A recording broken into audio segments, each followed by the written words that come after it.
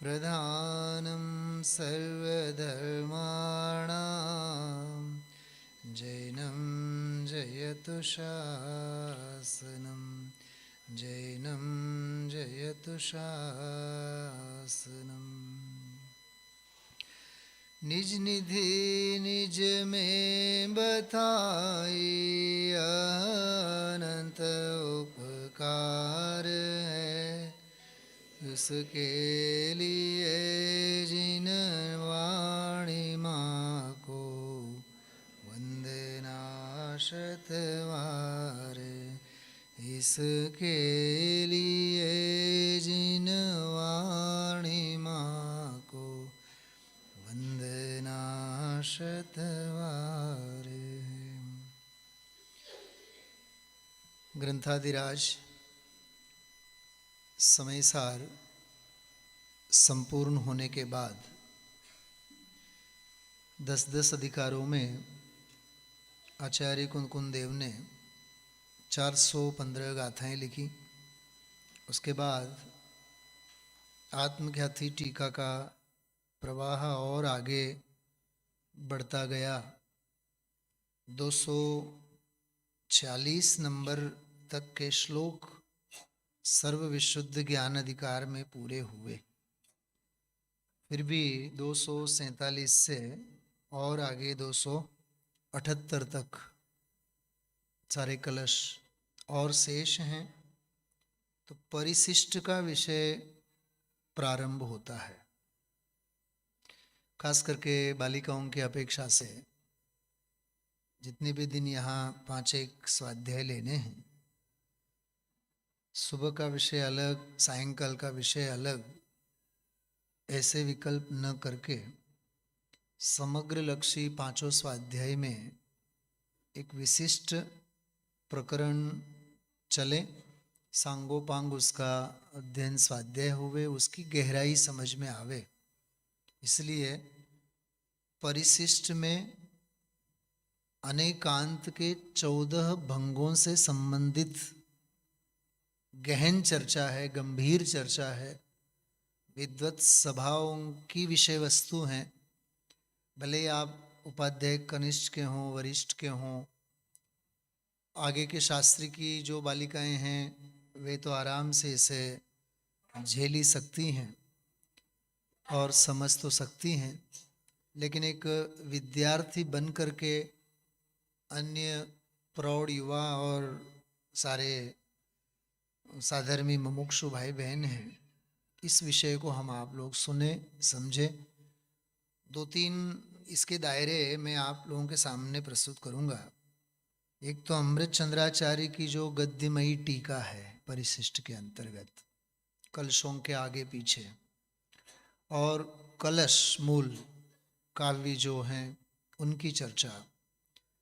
साथ साथ में विशेष रूप से हम आप लोग पांडे राजमल जी की कलश टीका का आधार सविशेष लेंगे, क्योंकि उसमें अपूर्व प्रमेय हैं, मतलब अश्रुत पूर्व प्रमेय हैं। कभी उन प्रमेयों को सभा में मतलब प्रायः सुना नहीं जाता, उसकी चर्चा नहीं होती, और जो सुनना और समझना बहुत ज़रूरी है।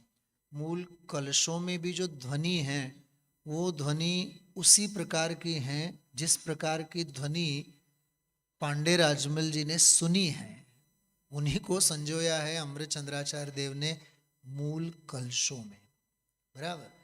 लेकिन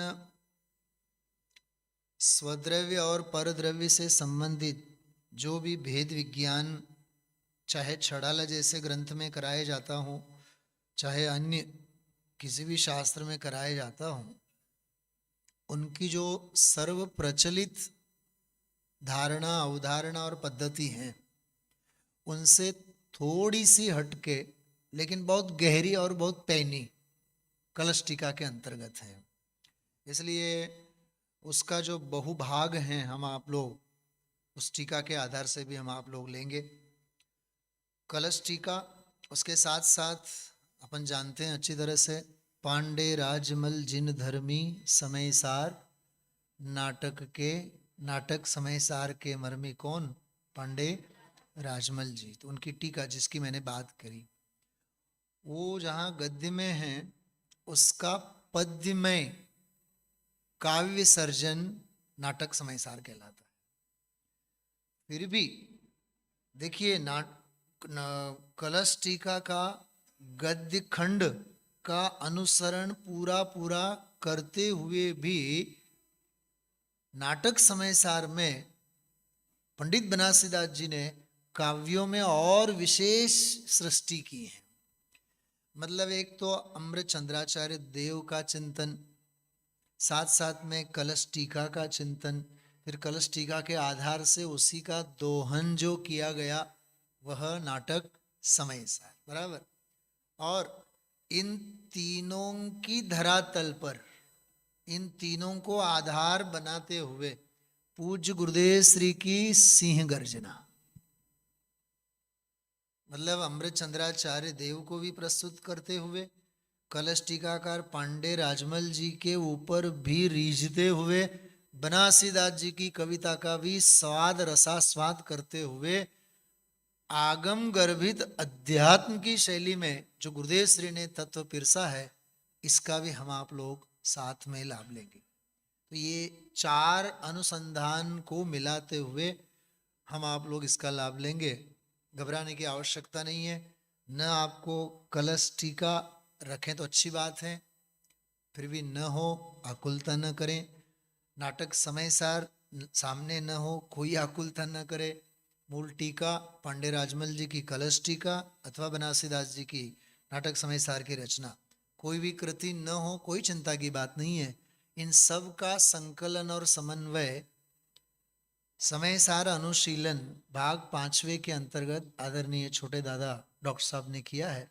उसको अपन लोग मुख्य रूप से शास्त्र के रूप में सामने रखते हुए अपन लोग लेंगे, क्योंकि इसमें संकलन सभी का है और निचोड़ हैं पूरे अर्थपूर्ण हर एक के संदर्भ में, चाहे वो स्याद्वाद अधिकार परिशिष्ट की प्रस्तावना हो, चाहे अनेकांत के भंगो बोलो संबंधी प्रारंभिक परिचय हो, सब कुछ है। और एक एक भंग के बारे में तो बहुत सुंदर आचार्यों को लेकर के, पांडे राजमल जी को लेकर के, यहाँ तक कि कई कई जगह कोई कोई भंगों का विशिष्ट भावार्थ भी पंडित जयचंद जी छावड़ा साहब ने खोला है, उसको भी उन्होंने इसमें संकलित किया है। मतलब जिसे अपन कह सकते हैं सब रस इसमें मिले हुए हैं। और ये हालांकि जब विद्यार्थी के रूप में हम जयपुर में थे, जब तो एक रेफरेंस बुक के रूप में इसका आलंबन हम लोग लिया करते थे, लेकिन धीरे धीरे धीरे विगत 4-5 सालों में ये कोरोना काल की कृपा कहें कि उन दिनों आद्योपांत बारीकाई से इनका अध्ययन स्वाध्याय करने का मौका मिला। और पूज्य गुरुदेव श्री के तो 13वीं बार के प्रवचन, 15वीं बार के प्रवचन, 16वीं बार के प्रवचन, 17वीं, 18वीं और 19वीं बार के प्रवचन 14वीं बार के उपलब्ध नहीं होते हैं। 13वीं बार, उसके बाद 15वीं बार से लेकर के 19वीं बार तक के जितने भी आजकल जो शब्दशः सारे प्रवचन निकल के आ रहे हैं वीतरागवाणी.com में, कई तो अपने पास हैं ही। कहने का तात्पर्य ये है कि इन सब का निचोड़ यदि हम देखें, अभी तपीश जी कह रहे थे गुरुदेव श्री को जैसे मतलब कई बार सुनने का मौका मुझे व्यक्तिगत प्राप्त हुआ है। बच्चे आप लोगों के हिसाब से मैं एक बहुत मार्मिक प्रकरण और प्रमेय कहना चाहता हूं। 3 बार के प्रवचनों का ये आलोड़न, 15वीं बार के प्रवचन, 18वीं बार के प्रवचन और 19वीं बार के प्रवचन, बराबर। तो 15वीं बार के जो प्रवचन हैं उनमें जिनागम के अनेक प्रमेयों पर गुरुदेव श्री ने प्रकाश डाला है। सैद्धांतिक और दार्शनिक विषय बिंदु अनगिनत हैं 15वीं बार के प्रवचनों में। तो मुझे व्यक्तिगत तो गुरुदेव श्री को जब 15वीं बार के प्रवचन में सुनते हैं तो ऐसी प्रतीति होती है मानो किसी दार्शनिक संत को सुन रहे हो। फिलोसोफर, कोई बहुत बड़े फिलोसोफर, दार्शनिक परिप्रेक्ष्य में पूज्य गुरुदेव श्री हम आप लोगों को उसकी अवगाहना कराते हैं। 18वीं बार के जो प्रवचन हैं, जानते हैं आप लोग, सबसे पहली बार गुजराती में इसके संकलन छपे प्रवचन रत्नाकर के नाम से, सुरेश जी भाई साहब। और इन्हीं का हिंदी में जो भावानुवाद, भाषानुवाद खड़ी हिंदी में आदरणीय बड़े दादा ने किए प्रवचन रत्नाकर के नाम से, ये 18वीं बार के प्रवचनों के संकलन है। इनमें संदर्भ बाहुल्य प्रवचन है। हर प्रवचन में, मैं तो कई प्रवचनों के मैंने तो कलेक्शन जो किए हैं, एक एक प्रवचन में 60 शास्त्रों के संदर्भ, और 60 मिनट का तो प्रवचन होता है, 60 मिनट का एक प्रवचन, 1 घंटे के प्रवचन में 60 शास्त्रों के गुरुदेव श्री ने संदर्भ दिए हैं। आप सोचो मतलब कितने संदर्भ होंगे, सैकड़ों, 15, 20, 25 तो आगम की गलियारों में तो गुरुदेव श्री ऐसे बिल्कुल चुटकी बजाते ही वे सैर करते हैं। तो संदर्भ बाहुल्य, कोटेशंस की अपेक्षा से सिद्धांत तो हैं ही, आगम अध्यात्म तो हैं ही, लेकिन 18वीं बार के प्रवचन, एक तो उनकी गति भी बहुत तीव्र है, स्पीड में है। वो स्पीड में कैसे, वो 19वीं बार के साथ में तुलना करूंगा तो आपको पता चलेगा, बराबर। तो पहले 15वीं बार के जो हैं वो दार्शनिक चिंतन सविशेष, 18वीं बार के प्रवचनों में जो हैं वे विशेष रूप से संदर्भ बाहुल्य। आपको कोटेशनों का समंदर यदि देखना होवे तो प्रवचन रत्नाकर में आप उठा के देख लो, अपने को बहुत सारे संदर्भ मिलेंगे, आगम के, अध्यात्म के, सिद्धांत के, चारों अनुयोगों के, अनेक आचार्यों के संदर्भ उसमें प्राप्त होते हैं। तीसरी बात, 19वीं बार के प्रवचन, 19वीं बार के प्रवचन हैं समय सार सिद्धि के नाम से जो छपे हैं, जो राजकोट से ही छपे हैं, और उनका संकलन, संपादन, वांचन इत्यादि कार्य में भूमिका अदा करते हुए बहुत गौरवशाली मैंने अपने आप को महसूस किया। हमारे मित्रवर चेतन भाई और अन्य मुमुक्षु सारे मिल करके इसका संकलन करते थे। ये समय साथ सिद्धि के भाग जो हैं, इनमें पूज्य गुरुदेव श्री गहन गुफा में ठहरे हुए आध्यात्मिक संत के रूप में दृष्टिगोचर होते हैं। संदर्भों की कोई उसमें सविशेष स्थान नहीं है। एक व्याख्यान में 2, 4, 5, 6 इन्हें गिने संदर्भ आए तो आए, और बिल्कुल छू करके तुरंत वो अपनी गहन अध्यात्म की अनुभूति की गुफा में पूज्य गुरुदेव श्री चले जाते हैं, जैसे आज का अपन ने अभी सुना। ये नैरोबी के प्रवचन है। नैरोबी के प्रवचन जो हुए हैं वो बहन श्री के वचनामृत के ऊपर और समय सार के ऊपर, जैसे मैंने आपको ये कहने के लिए निकाल के भी रखा था मैंने अभी, इसमें गुरुदेव श्री ने समय सार के ऊपर 16 प्रवचन हुए हैं। उनमें से एक प्रवचन अभी हम आप लोगों ने इसमें सुना, 17वीं 18वीं गाथा के ऊपर। उसमें गुरुदेव श्री ने गाथा 6, छठी गाथा, 11वीं गाथा, 14वीं गाथा, 15वीं गाथा, 17वीं, 18वीं, 31वीं और 38वीं गाथा, इन गाथाओं के ऊपर नैरोबी में प्रवचन किए हैं। ये जो व्याख्यान है आपको शब्दशः यदि पढ़ने हैं, हिंदी में भी हैं, गुजराती में भी हैं, समय सार दोहन के नाम से, समय सार दोहन के नाम से संकलित हैं। बहुत अलौकिक प्रवचन है। और ऐसे वचनामृत, बहन श्री के वचनामृत के ऊपर के जो प्रवचन हैं वे वचनामृत दोहन के नाम से प्रसिद्ध, वो भी ऐसे 16-17 उसमें अलग अलग बोलों के ऊपर के व्याख्यान हैं। तो ये थोड़ी सी उसकी पृष्ठभूमि, समय सार के संदर्भ में गुरुदेव श्री की विविध व्याख्यान, विविध वर्षों में हुई जो व्याख्यान है, प्रवचन है, लगभग 2-2.5 साल, अधिक से अधिक 2.25 साल लगते थे गुरुदेव श्री को। 19 बार समय सार का स्वाध्याय किया बड़ी सभा में, 45 वर्ष। तो 45 को 19 में डिवाइडेड करें अपन तो 2, सवा 2, 2.5 साल हो जाते हैं। 2.5 साल में तो समय सार सारा का सारा कंप्लीट हो जाता। अपने को 20 साल हो गए तपीश जी, 20 साल बोल रहा हूं मैं, 2 दशक की बात कर रहा हूं। कईयों को तो 4 दशक हो गए, कईयों को तो 5-5, 7-7 दशक हो गए। आद्योपांत समय सार की अवगाहना एक बार भी न किया हो, या पूर्व रंग पड़ा हो तो जीव अजीव अधिकार न पड़ा हो, संवर अधिकार पड़ा हो तो निर्जरा अधिकार न पढ़ने में आया हो, सर्व विशुद्ध तक तो अपनी यात्रा पहुंची ही न हो, परिशिष्ट का तो सवाल ही नहीं उठता। फिर वो अधिक से अधिक 47 शक्तियों में थोड़ी सी मतलब समझो ऊपर ऊपर अपन स्नान करें कि वे 47 शक्तियाँ कौन सी हैं क्या है। अभी बहुत सारी बच्चियाँ जयपुर गई थी, वहाँ कौन कौन थे उसमें आप लोग? बहुत सारे थे, 25-30 बच्चियाँ थी। तो आप सभी सारे सबको ख्याल है 47 शक्तियों के ऊपर वहाँ विशेष कक्षा जो ली थी। परिशिष्ट का ही एक बात, अनंत चैतन्य वैभव को बताने वाला, वहाँ आप लोग लोगों ने अनंत चैतन्य आत्म वैभव के दर्शन किए। अभी यहाँ 5 दिन हम आप लोग परिशिष्ट के अंतर्गत ही अनेकांत वैभव का हम आप लोग आनंद लेंगे।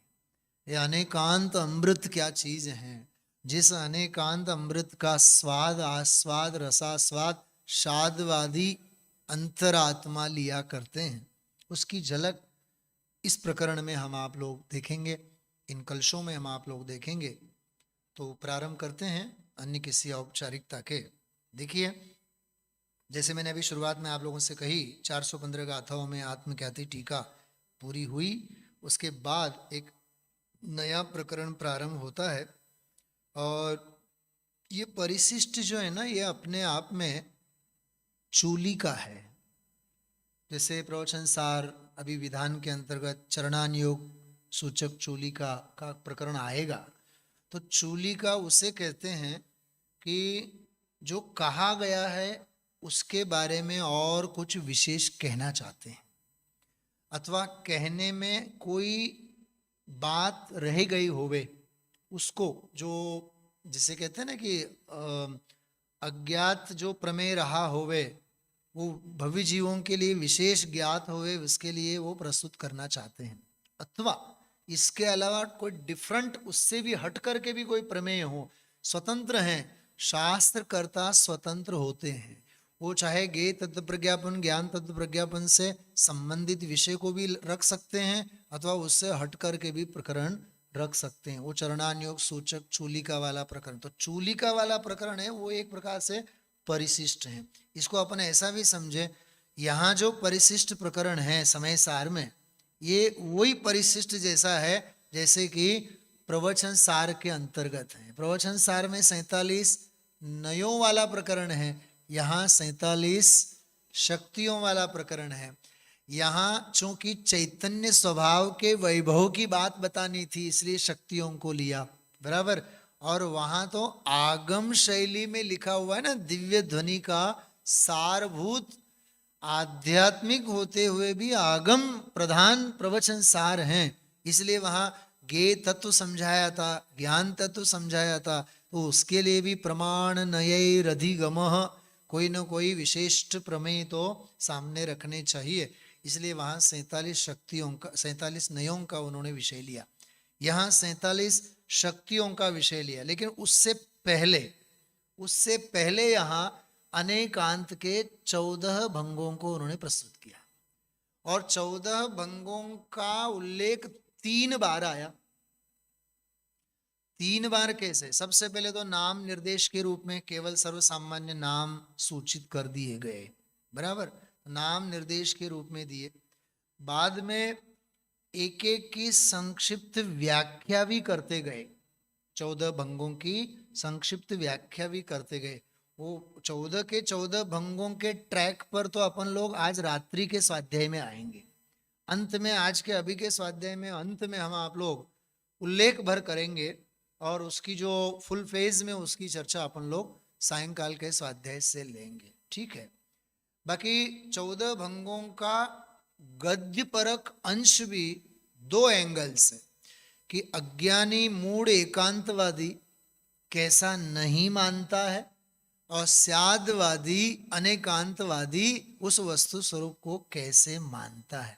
इन दोनों एंगल को लेते हुए गद्य में भी और पद्य में भी, श्लोक में भी, हर एक श्लोक की पहली 2 पंक्ति अज्ञानी एकांतवादी के लिए मुबारक, और दूसरी 2 पंक्ति स्यादवादी जो अनेकांत का अमृत का रसपान करता है उसका अभिनंदन मानो। इस रूप से श्लोकों में, उससे पहले गद्य में, उससे पहले नाम निर्देश के रूप में दिए हैं। हम आप लोग 247 नंबर का श्लोक 247, इस श्लोक को मंगलाचरण के रूप में तो हम आप लोग सर्वप्रथम प्रस्तुत करेंगे, पढ़ेंगे। आज तो अर्थ के साथ भी हम आप लोग लेते हैं। देखिए, आप समयसार अनुशीलन के अंतर्गत 185 परिशिष्ट का जहाँ प्रकरण प्रारंभ होता है, वहीं से अपन प्रारंभ करते हैं। देखिएगा आप लोग, कईयों के पास, आप लोगों के पास है ही, श्लोक याद करने जैसा है। अत्र शाद्वाद शुद्ध्यर्थम शुद्ध्यर्थम वस्तु तत्व व्यवस्थितिः वस्तु तत्व व्यवस्थिति उपायोपेय भावश्च उपायोपेय भावश्च मनाग् भूयोऽपि चिन्त्यते मनाग् भूयोऽपि चिन्त्यते मनाग् भूयोऽपि चिन्त्यते। मनाग् भूयोऽपि चिन्त्यते। आप लोग कक्षा के रूप में इस श्लोक को किस किस को कंठस्थ हुआ, किसे कंठस्थ नहीं हुआ, इसकी प्रेरणा के अर्थ में अन्य सहेलियों से पूछ भी सकती हैं। सभी लोग इस श्लोक को हम आप लोग कंठस्थ करें। एक बार इस श्लोक का पाठ करेंगे आद्योपांत, मेरे साथ आप लोग बोलिएगा। अत्र स्याद्वाद शुद्ध्यर्थम वस्तु तत्व व्यवस्थितिः उपायोपेय भावश्च मनाग् भूयोऽपि चिन्त्यते। किसी गजब की बात है। घर गृहस्थियों को अपनी बीवी बच्चों का अथवा घर परिवार का, धन दौलत का, उसका चिंतन चलता है। चिंता तो क्या कहें, चिंता चलती है। अज्ञानी को चिंता होती है तपीश जी, ज्ञानी को चिंतन होता है। क्या कहा? अज्ञानी को चिंता होती है और ज्ञानी को, लेकिन फिर भी परमानंद स्तोत्र में अकलंक देव ने उत्तमा स्वात्म चिंता स्यात्, वहां चिंता ही शब्द का प्रयोग किया है। शुभ चिंता च मध्यमा, वो मध्यम शुभ चिंता कहने का मतलब है। फिर वो अधमा धम वाली तो बात ही क्या करे, पर चिंता, और उसमें भी अवग्रह के रूप में है। जैसे हम लोग पढ़ते थे तो ऐसी कल्पना करते थे, मानो जैसे शब्दकोशकार को पर चिंता करने वाले के लिए हमारे शब्दकोश में कोई शब्द नहीं है। उत्तम चिंता, मध्यम चिंता और अधम काम चिंता, बराबर अधम चिंता। अब पर चिंता करने वालों के लिए हमारे पास अब शब्द ही नहीं बचे, क्योंकि उत्तम मध्यम जघन्य सारे के सारे खत्म हो गए। बराबर, वो कनिष्ठिका दिष्टिता कालिदास के संदर्भ में जैसे, तो जैसे मानो उसके लिए कोई नाम ही नहीं रहा, तो बोल देंगे अधमाधम चिंता। अब उसमें भी अ है, वो भी छुप गया। अ जो है वो भी अवग्रह चिन्ह के रूप में मानो छुप गया, क्योंकि अज्ञानी के लिए मेरा नाम दिया जाए, मैं नहीं चाहता हूं कि अज्ञानी के लिए जो नाम दिया जाए उसके नाम में सबसे पहले मैं आ जाऊं, हमें नहीं चाहिए। इसलिए हम तो अवग्रह बन करके, ये व्याकरण का वैचित्र्य है। तो देखिए, अत्र स्याद्वाद शुद्ध्यर्थम, इसमें जो अंतिम चरण लिखा ना, मनाग भूयो अपि चिंत्यते, भूयो अपि, पौनः पुण्यत्वे भूयो संस्कृत में, कि पुनः पुनः, ऑफनली, पुनः पुनः के अर्थ में, फिर से के अर्थ में, यहां पुनरावर्तन के अर्थ में भूयो अव्यय का प्रयोग किया है। तो कहते हैं भूयो अपि चिंत्यते। अपि क्यों लिखा?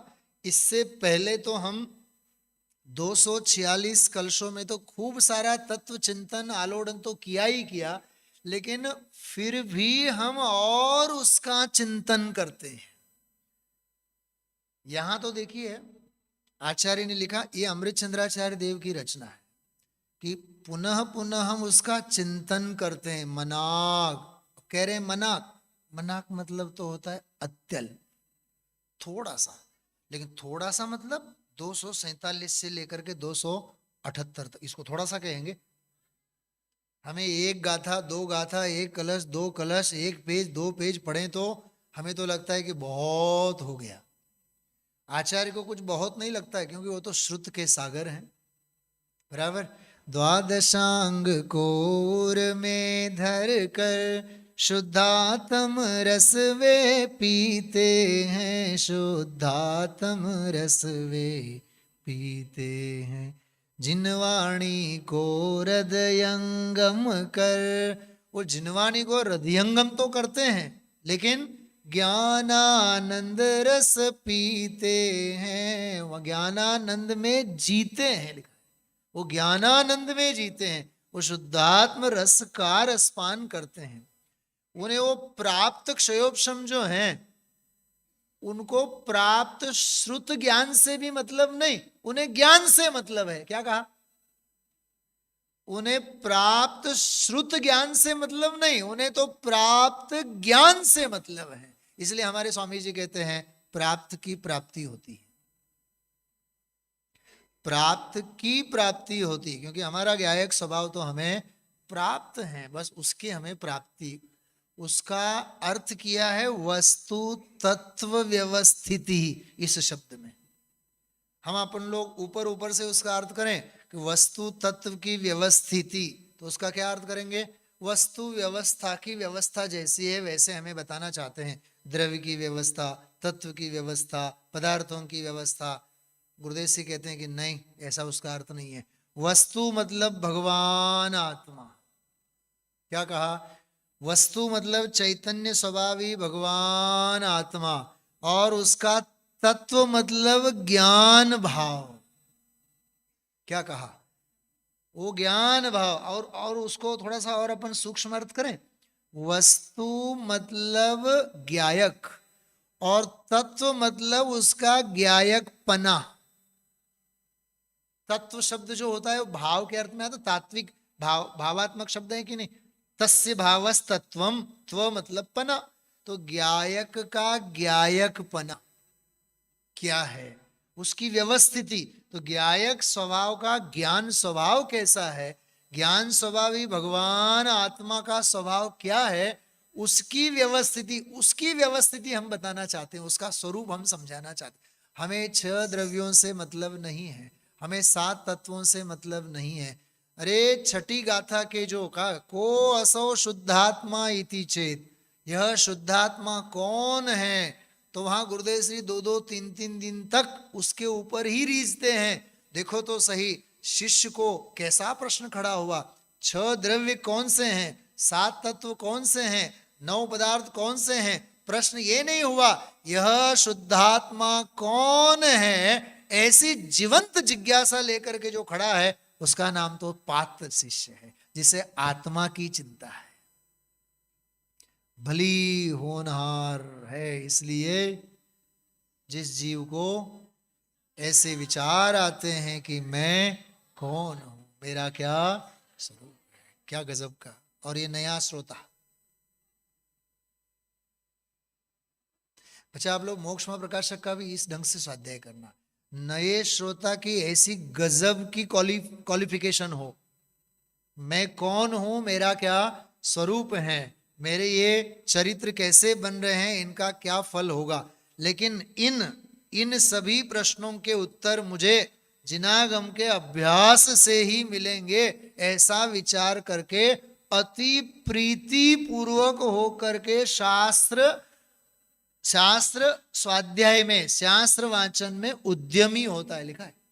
शास्त्राभ्यास में उद्यमी होता है, शास्त्र सुनने में लगता है। ये श्रावक का श्रवणत्व का कौशल्य कैसा होता है, किस पात्रता की भूमिका में वह जीव खड़ा होता है। ये नए श्रोता में, अंकित जी, नए श्रोता में सुनने की कितनी ललक होती है। ये पहला ही पैराग्राफ, चार ही पंक्तियों में, और फिर आगे लिखा, नाना प्रकार के शास्त्रों के अध्ययन से जिनकी बुद्धि निर्मल हुई है। ये पुराना श्रोता है। मैं क्या बताऊं आपको, ये श्रोता के स्वरूप का पूरा उसके ऊपर चित्र बनाओ ना आप। ये पुराना श्रोता, ये नया श्रोता, अरे ऐसी अंतरंग की परिणति अपनी उछल जावे। आज हमें 40-40, 50-50, 60 साल हो गए, अब फिर भी संकल्प विकल्प और अन्य द्रव्य कर्म, नो कर्म, भाव कर्म आदि के विकल्प आदि छूटते नहीं हैं। वही आज जो गाथा आई थी, पज्जय मूढ़ा ही पर समया वाली, वो आसमान जाती है। उसमें लिखा है टीका में, सारे मनुष्य व्यवहार को अपने छाती से लगा करके चिपक के बैठा हुआ ही आसमान जाती मनुष्य। और उस मनुष्य पर्याय के बारे में लिखा, समस्त अविद्या का मूल।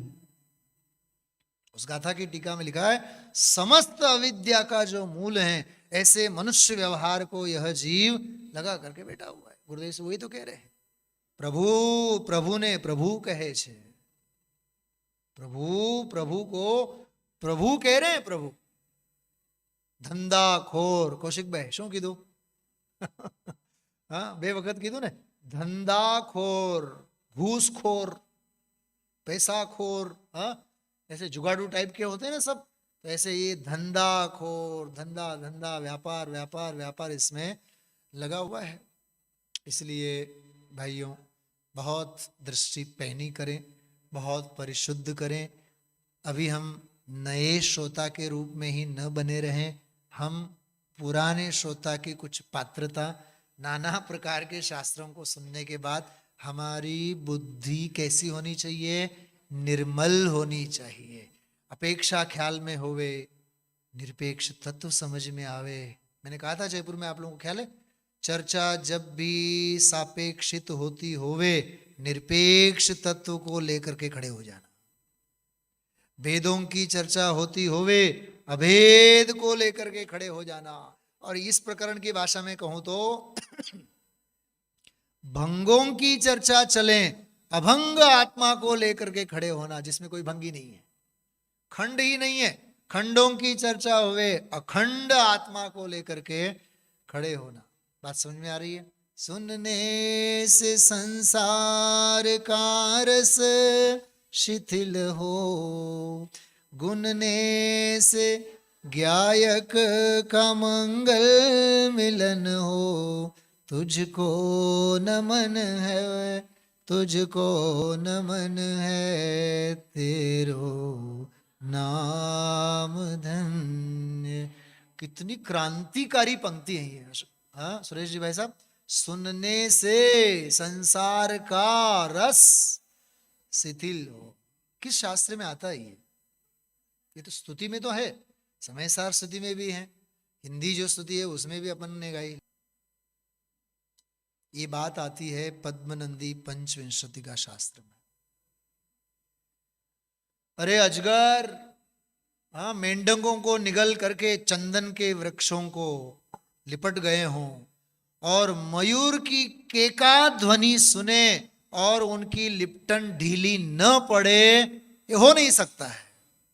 पद्मनंदी पंचविंशति का में, सुने तने रस निबंध शिथिल था, जाने तने हृदय ज्ञानी तणा जनाय। तू रुचता जगतनी रुचियाल से सो, तू रिझता सकल ज्ञायक देव। गुजरात से भी होंगे ना, या कोई बच्चे वगैरह पढ़ते होंगे। हाँ, क्या होता है आड़ से सौ? क्या होता है ये? आलस मतलब प्रमाद। वहां जो ये तो स्तुति गुजराती में है, बराबर। आड़ से, आलस का मतलब होता है जैसे छोटा बच्चा होता है ना, माँ की गोद में हुए, उसकी जो है ना, उसका माथा, उसका जो सिर है ना, वो ढल जाता है एक तरफ, ऐसा मतलब बिल्कुल मुड़ जाता है। आड़ से मतलब जैसे कपड़े धोने के बाद अपन निचोड़ देते हैं ना, ऐसे तू रुचता जगतनी रुचि आड़ से सौ। दुनिया की सारी जो रुचियां हैं, वो सारी की सारी रुचियां हाँ हो जाती हैं। कहने का मतलब आड़ से, उसको कहते हैं आड़ से सौ, बराबर। रुचि की रुचि न रहे, दुनिया की रुचि न रहे। जब निज आत्म अनुभव आवे, अरे आत्म अनुभव आवे, और आत्म अनुभव ये कहें कि हम आ रहे हैं, और उसका स्वागत करने वाले जीव की भी परिणति ऐसी होवे। जब निज आत्म अनुभव आवे, तब कछु और नहीं सुहावे। बात समझ में आ रही है? मन पंछी मर जावे, रस नीरस हो जाए तत्क्षण। क्या गजब की रचना है। प्राचीन रचनाएं अपन पढ़ते हैं, बिल्कुल मन मयूर नाच उठता है। मनीष जी, हाँ, धन्य है वे भागचंद जी, धन्य है वे बुद्धजन जी, धन्य है वे दौलत राम जी। अद्भुत कविता, अद्भुत रचना। ऐसे ये सर्व प्राचीन रचनाओं में से हैं। अत्र शाद्वाद शुद्ध्यर्थम, हम तो शाद्वाद की शुद्धि के लिए। गुरुदेव श्री के स्वाध्याय में बहुत गहन चर्चा आई थी। अंकित जी, शाद्वाद क्या होता है? अपन लोग समझते हैं अनेकांत वस्तु स्वरूप है, और शाद्वाद उसकी कथन शैली है। स्याद मतलब अपेक्षा पूर्वक, वाद अर्थात कथन, तो अपेक्षाकृत कथन उसका नाम स्याद्वाद। तो यहां कह रहे हैं उस शाद्वाद की शुद्धि के लिए। तो गुरुदेव श्री अर्थ करते हैं शाद्वाद की शुद्धि क्या होती है? हमने जो अपेक्षाओं से कहा है, जिनागम में जो नाना प्रकार की अपेक्षाओं से कहा है, हमने भी कहा है, अथवा हमने सुना है, हमने भी जो सुना है, जो शाद्वाद शाद्वाद शाद्वाद, अब हम चाहते हैं, सुन तो लिया है, लेकिन अभी तक हमारी परिणति में उसकी शुद्धि नहीं हुई है। वो हमारे अभी परिणमन में नहीं है। हम चाहते हैं वो शाद्वाद हमारी परिणति में बसे, हमारे परिणमन में वह आवे। उसका नाम है शाद्वाद की शुद्धि के लिए। वो लिखने की बात नहीं है। अत्र शाद्वाद शुद्ध्यर्थम, आहा, शाद्वाद का दूसरा अर्थ करें कि अनेकांत, तो कहते कि अनेकांत और शाद्वाद दोनों एक हैं, और इसी अनेकांत को पुरुषार्थ सिद्धिपाय में आचार्य अमृतचंद्र देव कहते हैं परमागमस्य बीजम, परमागमस्य जीवम। ये परमागम का बीज है, ये परमागम का जीव है, ये जीवत्व है, ये चैतन्यपना है। इसको हम कैसे छोड़ सकते हैं? उसकी तो हम शुद्धि किए बिना हमें छुटकारा नहीं है। अत्र शाद्वाद शुद्ध्यर्थम वस्तु तत्व व्यवस्थिति, उस ज्ञायक स्वभाव भाव की जो व्यवस्था, ज्ञान ज्ञायक भाव है, उसकी सत्ता सिद्ध करते हुए उपाय उपेय भावश्च, उपाय तत्व और उपेय तत्व। उपाय तत्व मतलब मार्ग, उपेय तत्व मतलब मार्ग का फल। ये नियम सार की शैली, मार्ग और मार्ग फल बराबर। उपाय अर्थात साधन तत्व, और उपेय अर्थात साध्य तत्व। साधनात् साध्य विज्ञानम अनुमान। देखो आप इसमें से निकालो, परीक्षा बुक में निकले, इसमें से निकालो, नियम सार भी निकले। हाँ, तो उपाय तत्व और उपेय तत्व, ये जो उपाय तत्व और उपेय तत्व वाला प्रकरण है वो तो आगे बहुत गहराई से लिया है। एक ही ज्ञान भाव में, एक ही ज्ञान तत्व में, ज्ञान मात्र इस भाव में उपाय तत्व भी है, उपेय तत्व भी है, वो साधन भी है, वो साध्य भी है। वो कैसे क्या, उसकी अपेक्षा वो सारी अलग है। यहाँ अपना वो यहाँ अभी औचित्यपूर्ण प्रकरण नहीं है। हमें तो यहाँ खास करके अनेकांत के भंगों से संबंधित जो गहन गंभीर विषय हैं जोरदार, उसकी चर्चा हम आप लोग इसमें करने वाले हैं। इसके देखिए अनुवाद।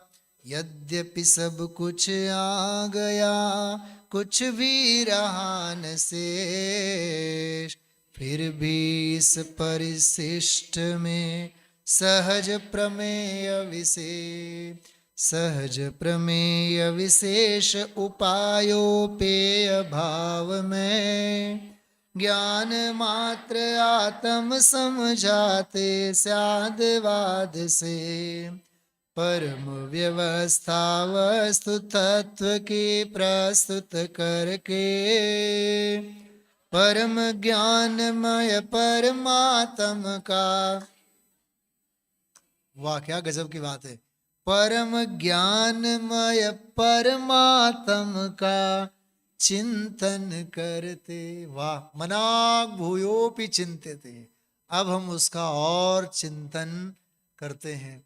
गुरुदेव श्री की भाषा में कहूँ ना, तत्व चिंतन में दर्शन विशुद्धि दृढ़ बने छे। क्या कहा? तत्व चिंतन में दर्शन विशुद्धि और दृढ़ होती। ये है ना, ये सारे प्रकरण बिल्कुल शार्पनर का काम करते। पेंसिल होवे और शार्पनर याद न आवे, कंपास बॉक्स में पेंसिल होवे शार्पनर न होवे, हो नहीं सकता। और शार्पनर होवे पेंसिल न होवे, और आजकल के अव्यवस्थित बच्चों के कंपास में तो कचरा भी होता है। समझाई छे?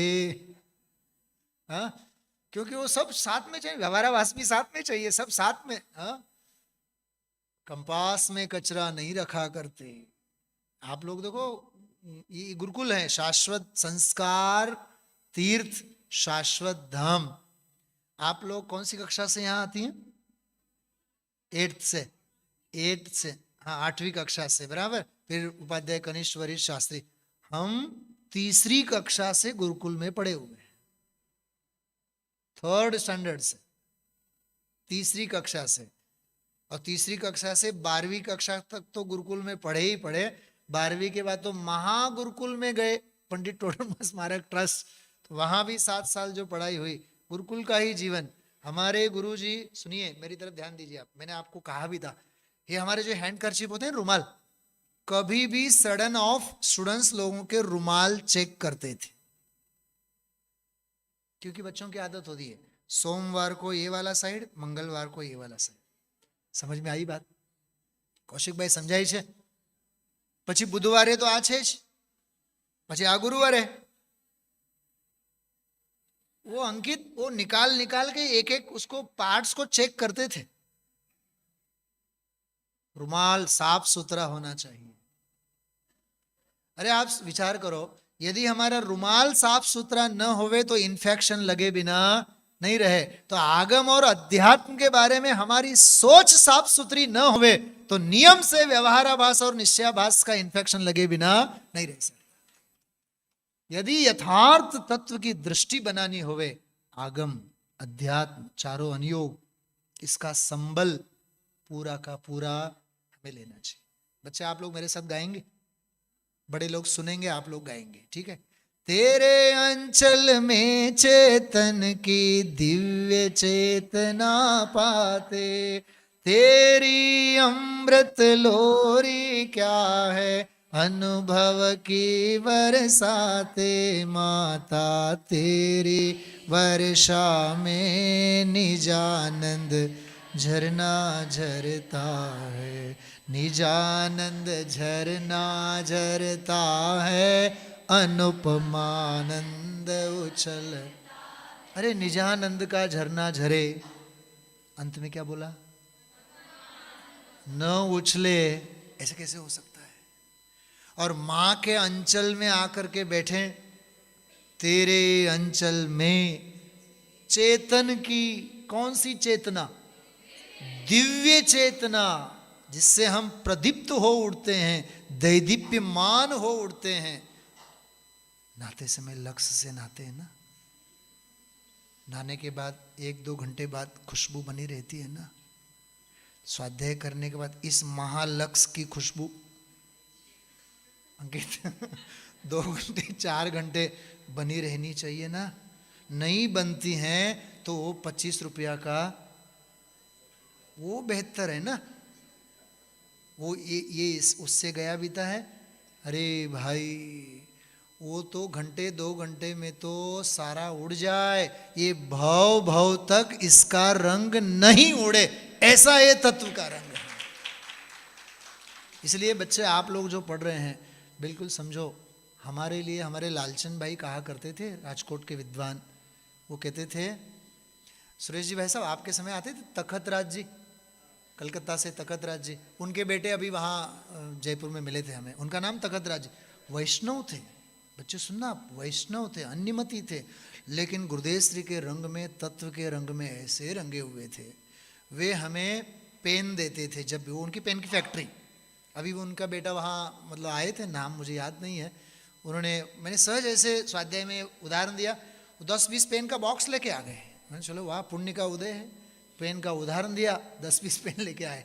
वो तकतराज जी हमें कहते थे, बेटा ये पेन हमें तुम्हें दे रहे हैं पाप की पढ़ाई के लिए नहीं, परमागमों की रचना के लिए। वो वाक्य हमें भी याद है। और हमारे लालचंद भाई जी ऐसा बोलते थे, आज ये બધા શાસ્ત્રી વિદ્વાનો છે ને, આ શાસ્ત્રી વિદ્વાનો નથી, આ નાના નાના પંડિતો નથી, આ તો ભાવિના બધા આચાર્યો છે।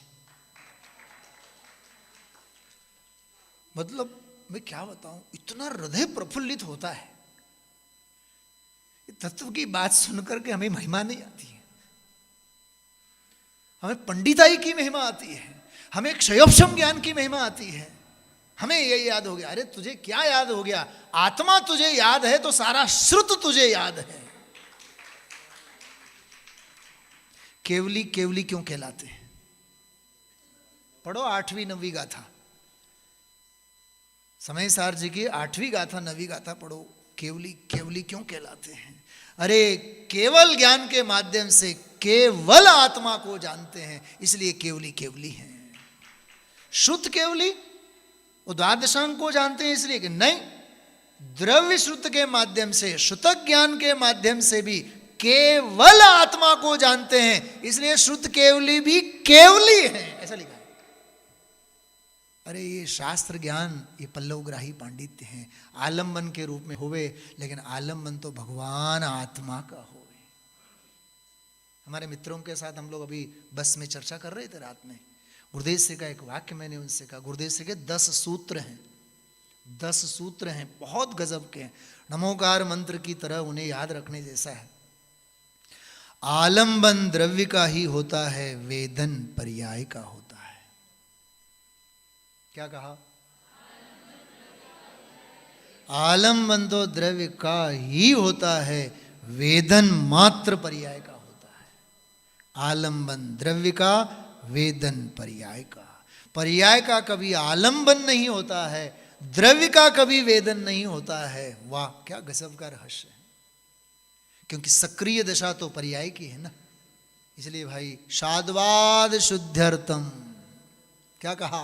शाद्वाद शुद्ध्यर्थ, ये है शाद्वाद की शुद्धि। अंकित जी कब पूरा करना है समय? हो गया समय?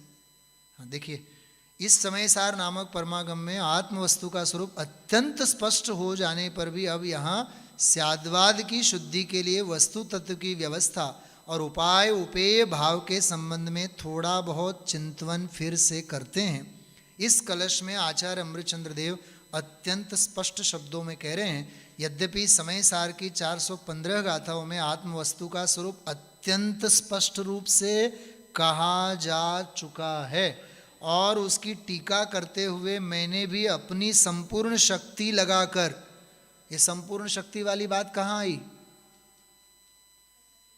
5वीं गाथा, निज वैभव से दाए हम अपनो सवि हवेण, स्व वैभव के माध्यम से मैं कहूँगा उसका अनुसंधान जो इस संदर्भ में लिखा जा सकता था, तथापि इस समय सार ग्रंथादिराज के स्वाध्याय करने से कुछ लोगों को ऐसी आशंका हो सकती है इसमें एकांत से कथन है। देखो कहीं एकांत की दुर्गंध न आवे, बू न आवे, उन जीवों के लिए, शब्द में बोल रहा हूँ ध्यान से रखना, आप ध्यान में रखना, आध्यात्मिक अनेकांत। क्या कहा मैंने?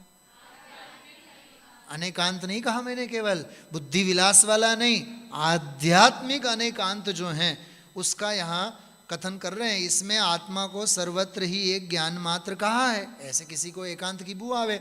आचार्य देव कहते हैं उन लोगों की आशंका दूर करने के लिए मैं इस स्याद्वाद अधिकार में थोड़ा बहुत और कुछ कहना चाहता हूँ। मैं यह सिद्ध करना चाहता हूँ कि ज्ञान मात्र शब्द में गुण अनंत व्याप्त हैं। मात्र शब्द का उपयोग तो परद्रव्यों के निषेध के लिए है, ज्ञान मात्र कहने में एकांत नहीं है बल्कि अनेकांत ही है। एक दोहा याद रखेंगे आप लोग, इसको भी धरातल बनाते हुए आगे अपन लोग बढ़ेंगे, आगे का प्रकरण बाद में लेंगे। ज्ञान मात्र इस शब्द में गुण अनंत हैं व्याप्त, गायक भी कहते हैं इसे प्रगट पुकारा आप। ऐसे गायक स्वभावी अनंत गुणात्मक, अनंत धर्मात्मक, अनंत शक्तिपरक, अनेकांतात्मक आत्म वस्तु की चर्चा इस प्रकरण में है। इसकी और विशेष चर्चा हम रात्रि के स्वाध्याय में लेंगे। ओम नमः सिद्धेभ्य। अभी हम सभी ने आदरणीय सुनील जी के प्रवचन के पूर्व हमने पूज्य गुरुदेव श्री का प्रवचन सुना। वास्तव में एक ऐसी रोचक शैली में मैंने एक दो दिन में अभी एक दो बार देवलाली का नाम लिया। मैं एक बार पहले गया था 2-3 साल पहले दीपावली पर, तब मुझे वहाँ थोड़ा कम अच्छा लगा। इस बार जब वहाँ पर गया तो वास्तव में वहाँ इतना सुंदर माहौल रहता है। 1 घंटा पूरा गुरुदेव श्री का सीडी प्रवचन चलता है, नाश्ता भी आधा घंटा पूरा चलता है वहाँ, क्योंकि अधिकतर गुजरात के लोग होते हैं ना, तो नाश्ते का पूरा प्रॉपर टाइम देते हैं वो लोग। लेकिन उसके बाद में जैसे पूजन वगैरह जो भी होती है वहाँ विधान कोई म्यूज़िक नहीं रहता है, सिर्फ एक ढोलक, वो भी बहुत कम आवाज़ में, और 500-600 लोग परमागम मंदिर में वो विधान और पूजन इत्यादि इतना अच्छे तरीके से पढ़ते हैं, और प्रवचन गुरुदेव श्री का सीडी प्रवचन आदि इत्यादि कितना प्रेम भाव से सुनते हैं। इस बार मुझे एक पूना से कोई भाई आए थे, मेरे बराबर ही होंगे, एज मेरे बराबर ही होगी। प्रवचन के बाद हम ऐसे ही बाहर खड़े थे तो उन्होंने मेरे से बोला कि कोरोना का जो समय आया वो मैं आपसे पूछता हूँ अच्छा था कि बुरा था, क्योंकि हम बच गए इसलिए बहुत अच्छा था। हाँ,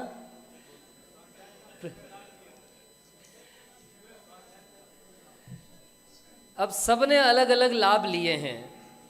हमारी जैसी उम्र के जो लोग थे, मतलब लड़के और लड़कियां थे, उन्होंने कोरोना काल में बहुत सीरीज देखी, बहुत मूवी देखी, जितनी वो पूरे जीवन भर में नहीं देखेंगे। लेकिन वो उन भाई ने मुझे बोला कि कोरोना के पहले तो हमको ध्यान धर्म का ABCD भी नहीं पता था। पहली बार उन्होंने ऑनलाइन जो डॉक्टर उज्ज्वला जी शाह है उनको सुना, और उसके बाद में उन्होंने गुरुदेव श्री को सुना, और उन्होंने एक बात कही कि सच में भैया अगर ये कोरोना नहीं आता तो हम कहाँ होते हमें ही नहीं पता है। तो वास्तव में ये जो गुरुदेव श्री की जो तत्व की बात आई है, डॉक्टर मनीष जी मेरठ हस्तिनापुर में आज से 2-4 साल पहले एक संगोष्ठी हो रही थी, और उसमें किसी विद्वान ने ये बात बोली थी कि हमें पूज्य गुरुदेव श्री की बहुत महिमा है, क्योंकि गुरुदेव श्री ने वो बात बोली है कि जो अनेक आया समझ में। किसके जवाब में बोली थी कि किसी विद्वान ने ये कहा कि गुरुदेव श्री ने जो बात बोली वो ही अनेक आचार्यों ने बोली है। तो उसके जवाब में मनीष जी ने कहा कि इससे गुरुदेव श्री की महिमा नहीं आएगी, अनेक आचार्यों ने जो बात बोली है वो ही बात पूज्य गुरुदेव श्री ने बोली है। इससे 2 बातें होती है, एक तो गुरुदेव श्री की प्रामाणिकता और एक हमारे अनेक आचार्यों की महिमा। तो ये जो ऐसी बहुत सुंदर सुंदर बातें हैं, हमारे इधर तो थोड़ा गुरुदेव श्री की बातों का सूखापन है भाई साहब। हमारा जो एरिया है ना, इसमें बहुत कम लोग गुरुदेव श्री को सुनते हैं। हम लोग जब 12th में पढ़ते थे, आपने शायद नाम सुना होगा कि नहीं सुना होगा, एक पंडित धन्य कुमार जी बेलोकर हुए हैं गजपंथा। तो हम लोग जब स्मारक में कनिष्ठ में 11th में गए थे तब गुरुदेव श्री का सीडी प्रवचन नहीं सुनते थे हम जब वरिष्ठ में थे, 12th में थे, तो एक दिन वो ऐसे ही प्रवचन में आकर के बैठे, और सारे विद्यार्थी, क्योंकि समझ में आता ही नहीं था, जैसे आप लोगों में से भी बहुत लोगों को हम बोलते हैं तो बोलते हैं गुरुदेव श्री का प्रवचन तो समझ में ही नहीं आता है, एक ही बात समझ में आती है कि समझाऊं कहीं, बस यही समझ में आता है। तो हमको भी तब वही समझ में आता था। तो जब पूरा प्रवचन हो गया तो वो धन्य कुमार जी बेलोकर साहब आगे आए और उन्होंने सारे विद्यार्थियों को चैलेंज किया कि अगर आप में से एक भी विद्यार्थी गुरुदेव श्री के प्रवचन के 3 बिंदु बता देंगे तो मैं उनको 1000 रुपये का पुरस्कार दूंगा। एक भी विद्यार्थी नहीं बता पाया, और वो गुरुदेव श्री के प्रवचन नहीं सुनने का आखिरी दिन था। उसके बाद में तपीश जी को भी पता होगा, अमित जी को भी पता होगा, तब तो हिंदी में प्रवचन नहीं थे ज़्यादा, तो हम लोग स्पीकर के पास बैठ बैठ करके कान लगा लगा करके सुनते थे। और आज भी हमारे पास में 2-2, 5-5 डायरियाँ वो गुरुदेव श्री के मुख्य बिंदु की हमारे पास में, हाँ वीडियो भी नहीं होता था, कुछ नहीं था तब, स्पीकर के पास कान लगा के सुनते और वो सुनते सुनते हमारे को गुजराती में प्रवचन समझ में आने लग गए। तो यदि हम अंतर से पुरुषार्थ करेंगे तो हमें वास्तव में गुरुदेव श्री की बात समझ में आएगी, और उनकी बात समझ में आएगी तो जो अनंत आचार्यों ने हमारे को समझाया है वो बात निश्चित रूप से समझ में आएगी। इस प्रकार सुंदर, बहुत मार्मिक, अनेक उद्धरणों सहित हमने आदरणीय सुनील जी भाई साहब के प्रवचनों का लाभ लिया। जिनवाणी स्तुति होगी, उसके पश्चात कक्षाएं यहाँ पर लगेगी।